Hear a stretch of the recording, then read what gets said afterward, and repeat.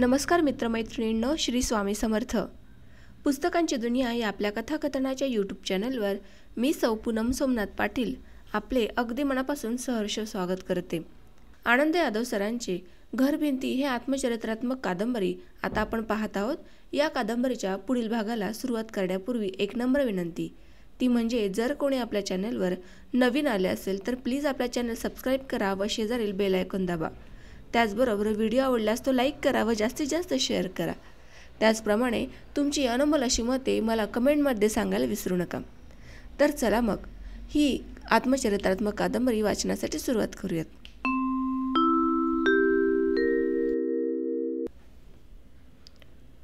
सुट्टीतील दिवाळी कागलात मोठ्या आनंदात गेली.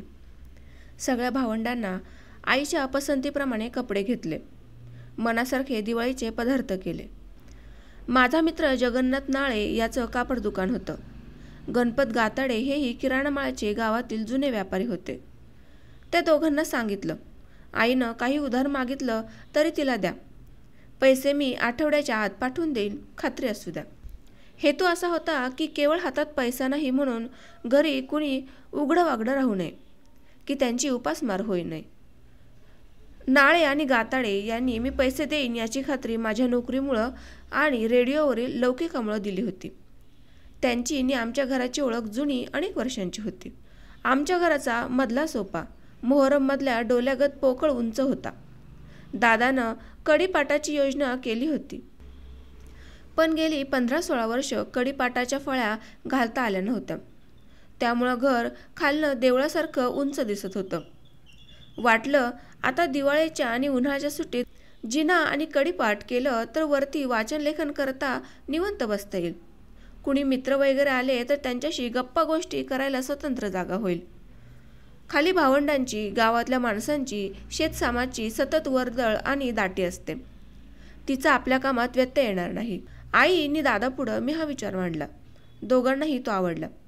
मी झटक्यासरशी उद्योगाला लागलो. निपाणीहून लाकूड सामान खरेदी करून घेतलं आणि कडीपाटाच्या कामाला लागलो. सुट्टी संपता संपता कडीपाटाचं काम संपत आले. 20-25 दिवस सोप्यात सुताराची ठोकठोक सुरू होती. बांधकाम करताना भिंतीत काही कपाटाच्या जागा सोडल्या होत्या. त्यांनाही दारं आणि कप्पे करून घेतले. जिना केला आणि खिडक्यांना झडपा केल्या. धाकटा मामा वरचेवर आमच्या घराकडे येत होता. आईशी गप्पा मारून जात होता. माझ्याशी कधी गप्पा मारत बसत होता. जमेल तसं मीही त्याच्या घराकडे जात होतो. माझी थोरली बहीण अन्साबाई वारल्यावर मामानं 1-2 वर्षात रखमाबाईशी लग्न केलं होतं. मी तिला अणसाच्या ठिकाणी मानत होतो. तिलाही भाऊ नसल्यामुळं ती मला भाऊ मानत होती. मी शिकलेला म्हणून तिला माझं कौतुक होतं. भरपूर खाऊ पिऊ घाली. भाऊबीजेला नाहू मागू घालून ओवाळी. मी अणसाला जसा अणसाबाई म्हणत होतो तसाच तिला रखमाबाई म्हणत होतो. शेठजीच्या मळात मामाचं मिस्त्रीपण सुरळीत चाललेलं. दिसभर इंजिन ड्रायव्हरसह त्याच्या ताब्यात होती. शिवाय एका मळ्याचं कारभारी पण तो बघत होता. त्यामुळं मळ्यातला मूठपसा मिळत होता. एका म्हशीची वैरण भागत होती. घरचं बरंच चाललं होतं. तशात एक वाळले शेत केलं होतं. त्यात सालाची बेजमी होईल एवढं पिकत होतं. दुसरं लग्न होऊन 9-10 वर्ष झालेली. 1.5 वर्षांच्या अंतरानं त्यांना मुलं होत होती. अणसाबाईच्या पोटचं एक पोरग. मामा, आईला नाव ठेवता ठेवता तुला बी आई इतकीच पोरं होणार असं दिसतंय, मी एके दिवशी गमतीला येऊन म्हणालो. होऊ देत तिच्या आईला, राबत्यात आणि ज्याते ज्याते खात्यात. शिवाप्पा जाधवाचा येलीस तर होतोय तर होऊ दे, मामाचं जुन्या चालीचे उत्तर. मुलं त्याला आवडत होती. पोरी 2 तर पोरगी 4 अशी त्याची अवस्था झालेली. अजूनही मुलं होणारच होती. पोटाला पोरगे जास्त असल्यानं त्याचा संसाराचा उत्साह वाढला होता. 5-6 वर्षांची झाली की पोरं शाळेत जात होती. अक्काताई, अण्णा, शिवा हे शाळेत जात होते. मोठा मुलगा बाळू 7वीत शिकत होता. थोरल्या मामालाही 5-6 मुलं होती. तो उदगावात बायकोच्या गावी मजुरीचे काम करून जगत होता. काटकसरीनं संसार करून त्यानं आपली मुलं शाळेला घातली होती. मोठा मुलगा 7वी पास होऊन शिक्षकाचा वर्षभराचा कोर्स घेऊन नुकताच नोकरीला लागला होता. त्याच्यापेक्षा धाकटी मुलगी तिचं नाही अक्काताई. तीही हायस्कूल शिकत होती. उदगावला हायस्कूल नव्हतं, म्हणून धाकट्या मामानं तिला कागलात आणून हायस्कूलात घातली होती. आता ती SSCला होती. धाकट्या मामाची मुलं तशी लहान, म्हणून रखमाबाईला स्वयंपाक पाण्यात थोडी मदतही होई, असाही मामाचा हेतू अक्काताईला कागलात आणण्यात होता. ती अधूनमधून आमच्या घराकडे येत होती. आईशी गप्पा गोष्टी करून जात होती. तिच्याकडे बघून आईच्या मनात नी माझ्याकडे बघून मामाच्या मनात एक स्वप्न फुलत होतं. त्यांच्या स्वप्नाला मी सुट्टीवरून पंढरपूरला जाण्याच्या 4-5 दिवस अगोदर वाचा फुटली. घरातलं सगळं सुतारकाम झालं होतं. कढीपाट, जिना, कपाटं, खिडक्यांची दारं नवी नवी झाल्यामुळं एरवी भिकारनिगत वाटणारं घर नटल्यागत दिसत होतं. त्याला ताजी टवटवी आली होती. मी उत्साहित झालेलो. हळूहळू रात्रीचं जेवण झाल्यावर मी, मामा आणि आई बोलत बसलो होतो. मामा मनाशी काहीतरी निर्णय करून आलेला. आईशी बराच वेळ तो स्वतंत्रपणे बोलत बसला होता. एवढ्या गडबडीनं कढीपाट का करून घेतला म्हणायचा ह्यो, मामा मला म्हणाला. गडबड कुठली, 15-16 वर्ष झाली की कढीपाटाच्या तुळ्या टाकून मधली धडगट नव्हती, म्हणून आता केला. आणि मामा गालात हसला. आणि काय, आणि बी काहीतरी मनात असेल की तुझ्या. काय नाही बा, मी हसत म्हणालो. सुट्टीवर आलो की जरा निवांतपणानं लिहायला वाचायला मिळावं एवढीच इच्छा आहे. मावळ भाच्याचा हुतुतूचा खेळ चालला आहे बघून आई म्हणाली. हे बघ अंदा, आता उगच आडपडदा कशाला ठेवतोस. लिंगापाला असं वाटतंय तुझ्या मनात आता लगीन करायचं आहे, म्हणून तू कढीपाट केलंस. लगीन झाल्यावर तुम्हा दोघांनी राजा राणीगत राहायला बरं म्हणून ह्यो रंगमहाल बांधून ठेवलंस ना व. भले, आणि काय नाही का वाटत. खरं म्हणजे तुझ्या मनात तसं आलेलं असणार, मी आईला म्हणालो.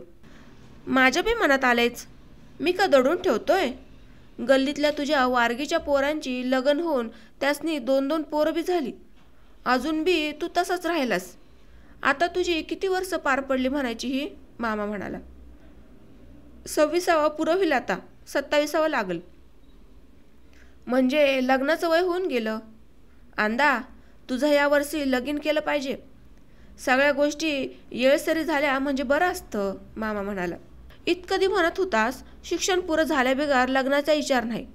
आम्ही तुझं ऐकून गप्प बसलो. आता शिक्षण पुरं झालंय, सोन्यासारखी नोकरी लागली.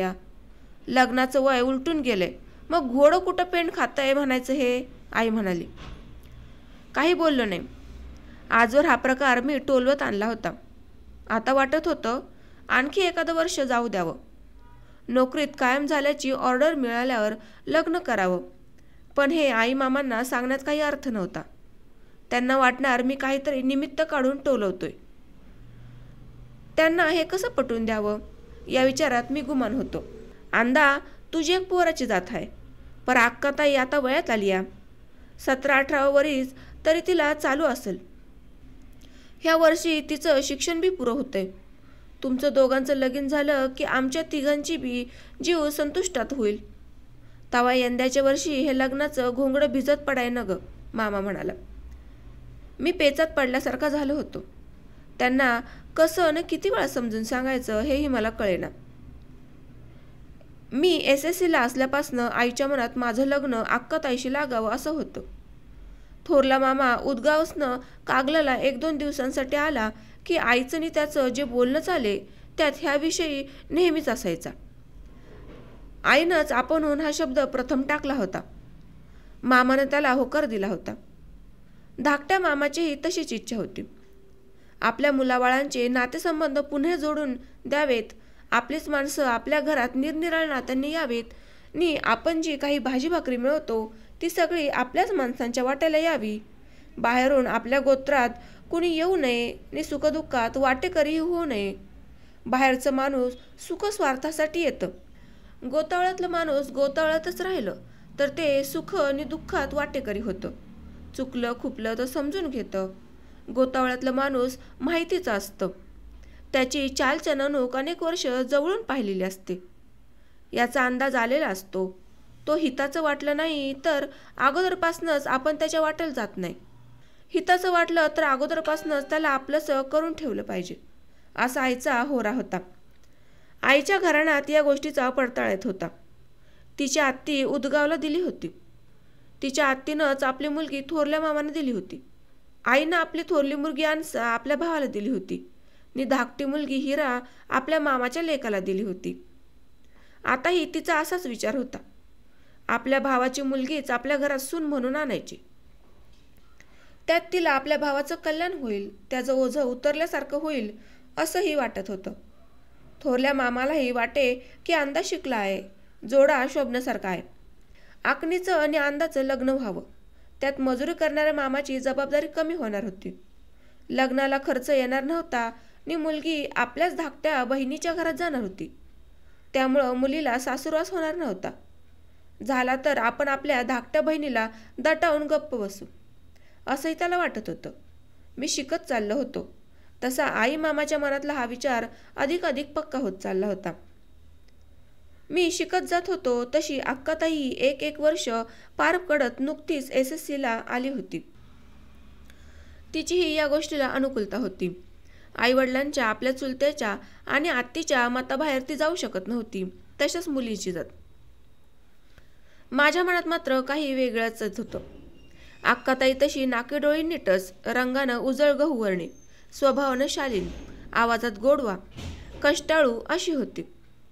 तिच्यात कोणती उणीव काढता येणार नव्हती, हे खरं होतं. पण ती माझ्यापेक्षा 9-10 वर्षांनी लहान होती.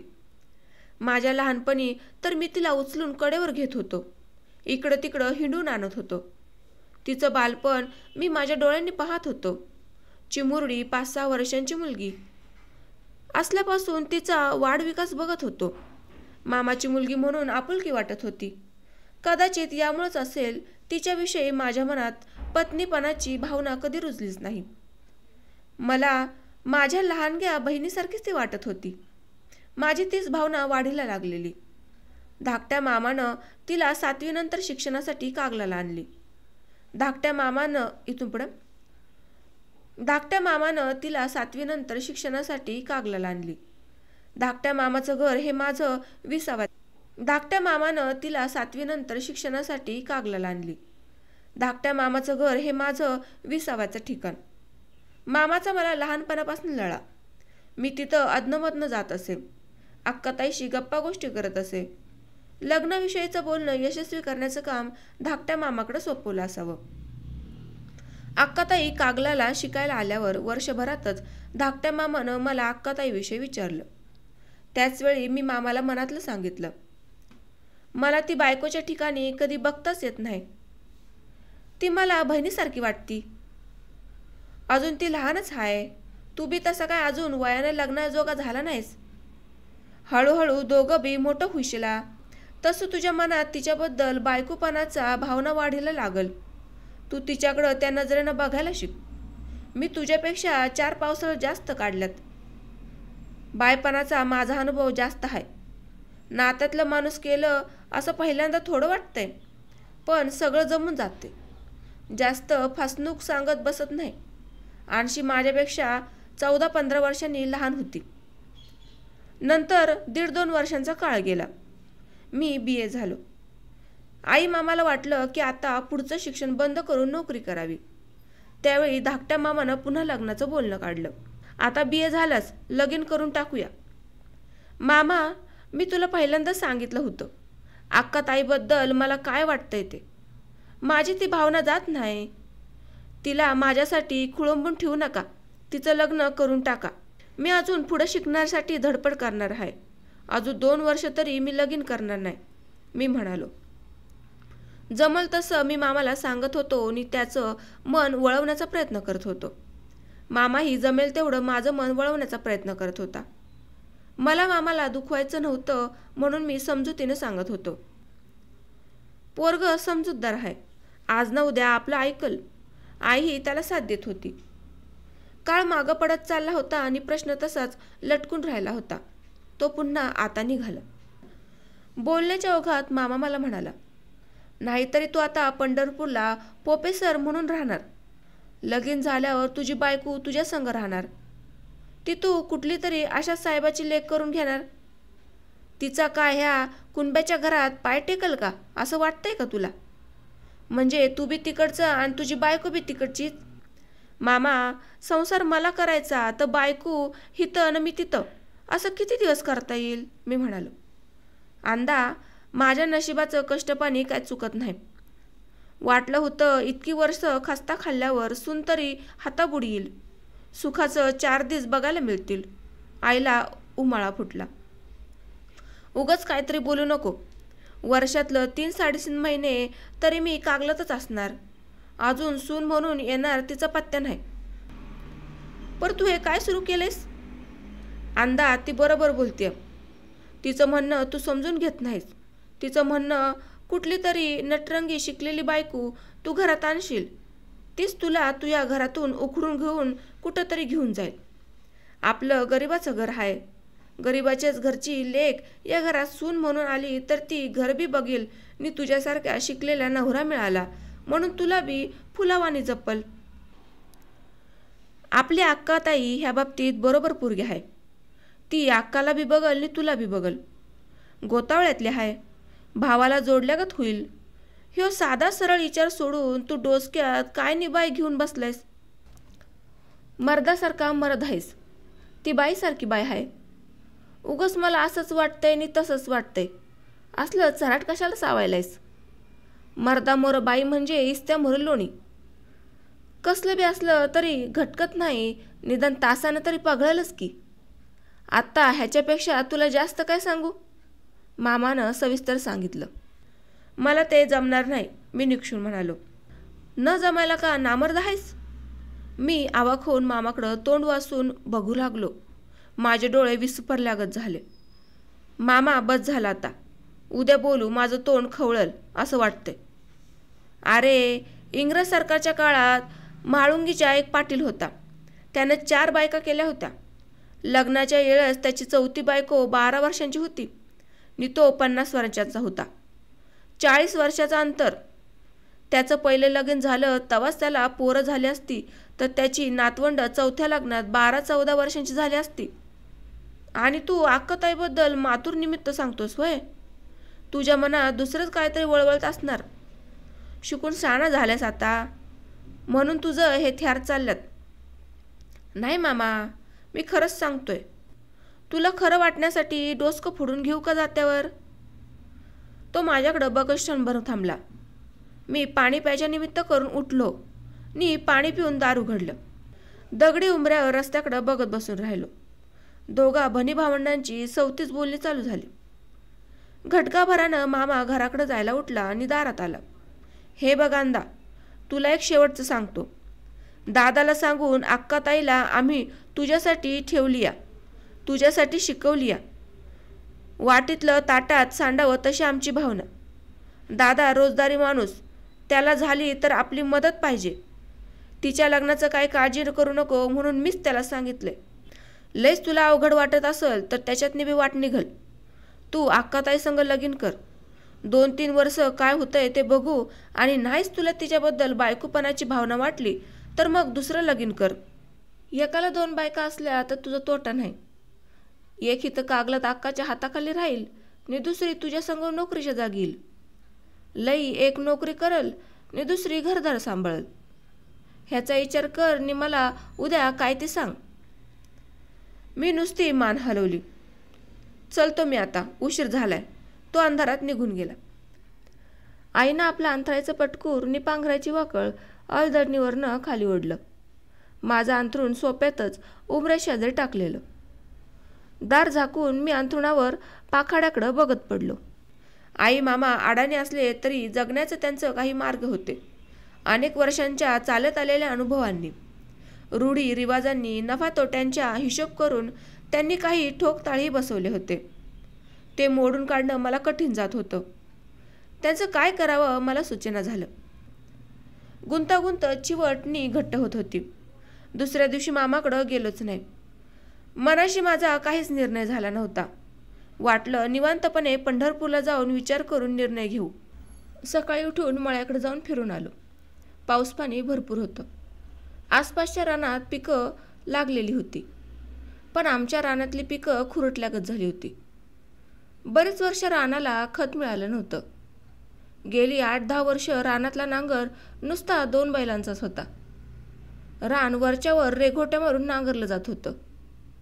खोडव्याच्या रानात तेवढा नाईलाजानं चरवाचा नांगर असावा. अशी तऱ्हा असल्यामुळं खालचं ताजं रान वर येणं नि वरचं बारबटलेलं निकस रान खाली जाणं ही क्रिया जवळजवळ बंद झाली होती. रानातली काशाची ठिगळं काढली नव्हती. तो काशा हळूहळू सरत चालला होता.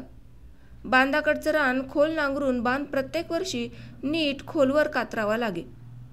तेही 2 बैलांच्या नांगराला झेपत नव्हतं. त्यामुळं गवताचं, हराटीचं, कशाचं गड्डं रानात शिरून बांधाकडचं काकवाव रान चारी बाजूनी निकामी झालं होतं. वेळच्या वेळी खुरपणी, कोळपणी, पाणी पाजणं होत नव्हतं. त्यामुळं रान बेवारशी जंगलासारखं झालं होतं. ना लागवड ना मशागत. मनाला आलं तर उगवावं, पोसावं आणि पिकावं, नाहीतर तसंच राहावं अशी रानाला अवकळा आलेली. एवढी सुगी झाल्यावर रानात पार ह्याकडनं त्याकडेपर्यंत 8 बैलांचा नांगर घालायचा. माणसं घालून कशाची ढेकळं मुळासकट खणून काढायची. मिळेल तेवढं गावातील उकिरडं खरेदी करून खत वाढायचं, सल्फेट घालायचं, बांध बंदिस्ती करून पाणलोट अडवायचं आणि पुन्हा हाताबुडे आणायचं. त्या बागार घरादाराच्या पोटापाण्याला मिळणार नाही. आपला उगता पगार हातात घेऊन पोटाला खाण्यापेक्षा त्याचं ह्या रानात घातला तर मळा दामदुपीट पदर देईल. सगळी कामाला लावली पाहिजेत, नाहीतर सगळीच माझ्याकडं कानाडोळा करून घरात इतकंच आणून खाईत बसतील. घर पांगळं होईल. मला ते परवडायचं नाही. अजून खूप लांबचा पल्ला गाठायचा आहे. विचार करत अस्वस्थ होऊन घराकडे आलो. सुट्टी संपली. पंढरपूरला आलो आणि कॉलेजच्या कामात गुंतलो. गावाकडून आल्यापासनं मनात लग्नासंबंधीचा विचार जोरात सुरू झाला होता. आजवर ज्या धाकट्या मामानं अनेक वर्ष जिवलग प्रेमानं वागवलं त्याचा विचार कसा बाजूला सारायचा याचा प्रश्न पडला होता. मामाचा आग्रह मला मान्य नव्हता, तरी तो मोडायचं जीवावर येत होतं. थोरला मामाही त्यामुळं दुखावला जाणार होता. आई, थोरला मामा आणि धाकटा मामा ही तिन्ही भावंड लहानपणापासनं आई वडिलांशिवाय वाढली होती. अकाली पोरकी झाल्यामुळं एकमेकाला चिकटून आधार देत, प्रसंगी एकमेकांसाठी धस सोसत, इतरांचे गैरसमजनी रागलोभ ओढवून घेत होती. एका जीवाटीनं जगत होती. म्हणून आईला वाटत होतं मी अक्काताईशी लग्न करावं. त्या मुळात त्या तिघांचा एकोपा भक्कम होता. थोरल्या मामाला वाटत होतं लेकीला कुठरक्या घरी दिलं तर तिचं काय होईल हे सांगता येणार नाही. ती अंधारातली उडी असती. पडली तर सफाई जाग्यावर पडती, नाहीतर काट्याकुटात बी पडती. पोरीला बी भनीच्या घरात अवघड वाटणार नाही. या सगळ्यात माझी एकट्याचीच कुचंबना होत होती.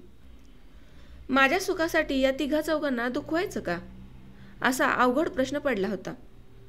दुसऱ्या लग्नाचा विचार तर माझ्या बाबतीत अशक्य होता.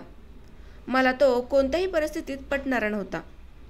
मामानं ज्या कारणानं सुचवला त्याच्या मागची मामाची भूमिका मला ठार अडाणीपणाची वाटली.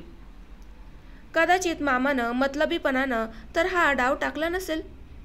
लग्नापूर्वी बहिणीसारखी वाटणारी मुलगी लग्नानंतर एकमेकांच्या सहवासात नरमादीचं शरीर एकत्र आल्यावर ते वाटणं मनातून निघून जाईल असा त्याचा अंदाज असावा. म्हणूनच त्यानं म्हाळुंगीच्या पाटलाचं उदाहरण दिलं. अणसाचं त्याच्या संग लगीन झालं तेव्हा त्याच्या मनात असलं आलं असणार. अणसा तर त्याच्यापेक्षा 14-15 वर्षांनी लहान होती. त्याच्यासमोर ती लहानाची मोठी झाली. मामा मामा म्हणून ती त्याच्या पाठीमागं लागत होती. लगीन झाल्यावर बी वरीसभर त्याला मामाच म्हणत होती. त्यावेळी त्याच्या मनात असंच विचार आला असतील. हळूहळू निघून गेला असतील. धाकट्या मामानं भनीची लेक करून घेतली तर थोरल्यानं आत्तीची लेक करून घेतली. ती बी थोरल्या मामापेक्षा वयानं कितीतरी लहान होती. थोरल्या मामाच्या मनात बी असाच विचार असतील. अक्काताई आपल्याला बहिणीसारखी वाटती एवढं सोडलं तर ती सगळीकडनं आपल्याला नि ह्या घराला शोभून दिसणारी आहे. मामा म्हणतोय तसं माझं झालं तर मग तिच्या संग लगीन करण्यात अडचण काय आहे. घरात आली तर सगळ्यांचा जीव सुखावणार आहे. मग आपणच कशाला ह्या सोळेपणा पाळायचा. सवयीने सगळं सुरळीत होऊन जाईल. तर ही बहिणीशी आते बहीण मामे बहीण ही नाती मोठी चमत्कारिक आहेत. बाळपणापासनं एखादीला बहीण मानलं तसं मनात मोठं होत जातं. मग तिच्याशीच लग्न करायचा प्रसंग आला तर तिलाच बायको म्हणायचं आणि बहिणीचं नातं बाद ठरवायचं.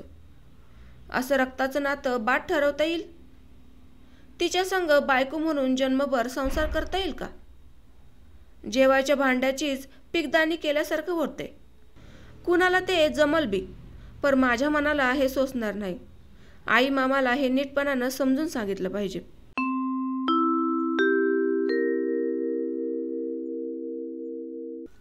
तर मित्रांनो, आनंद यादव सरांच्या घरभिंती या आत्मचरित्रात्मक कादंबरीच्या आजच्या भागामध्ये मी आपला येथेच निरोप घेते. भेटूयात पुढील भागामध्ये. तोपर्यंत आपल्या चॅनलवर असंच लोभ आणि प्रेम असू द्यात. धन्यवाद.